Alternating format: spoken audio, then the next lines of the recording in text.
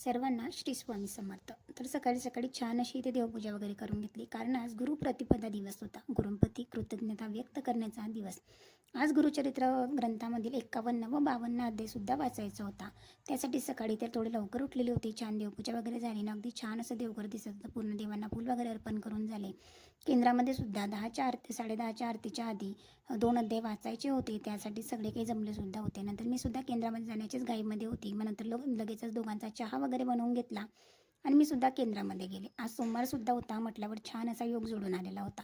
केंद्रामध्ये गेले, तिकडनं आले आणि बघा इतकं सुंदर असं केंद्रामध्ये सुद्धा दिसत होते. महाराजांना छान असं व्हाईट कलरचा शेला घातलेला होता आणि खूप सारी गर्दीसुद्धा आज केंद्रामध्ये 10:30च्या आरतीला होती. तिकडनं आले, बऱ्या दुपारच्या काही सेवा वगैरे केल्या, जेवण वगैरे आवरून झालं आणि लगेचच संध्याकाळी इथे महादेव मंदिरामध्ये गेले. कारण आज सोमवार आहे म्हटल्यावर म्हटलं चला, आणि एकटीच होती म्हटल्यावर एकदम शांत छान अशा सेवासुद्धा झाल्या आणि अगदी शांत मन होऊन जातं जेव्हा आपण महादेव मंदिरामध्ये जातो तेव्हा. कोणत्याही देवाचं करा म्हटलं, देवा ठिकाणी गेल्याच्या नंतर अगदी छान आणि प्रसन्नपूर्ण दिवस अगदी आनंदात जातो. संध्याकाळी लगेचच ते जिरे मोहरीची फोडणी टाकली. नंतर मला शेवंचीच भाजी बनवायची होती म्हटल्यावर लगेचच कांदा टोमॅटो दोघंही टाकून दिले आणि छान असं मिक्स करून घेतलं. लगेचच मीठ वगैरे टाकलं. पावडर मसाले असतात ते सगळे काही टाकून झाले. ऑलरेडी शेव लाल होते, मला वाटलं खूप जास्त तिखट असतील, पर अजिबात नाही.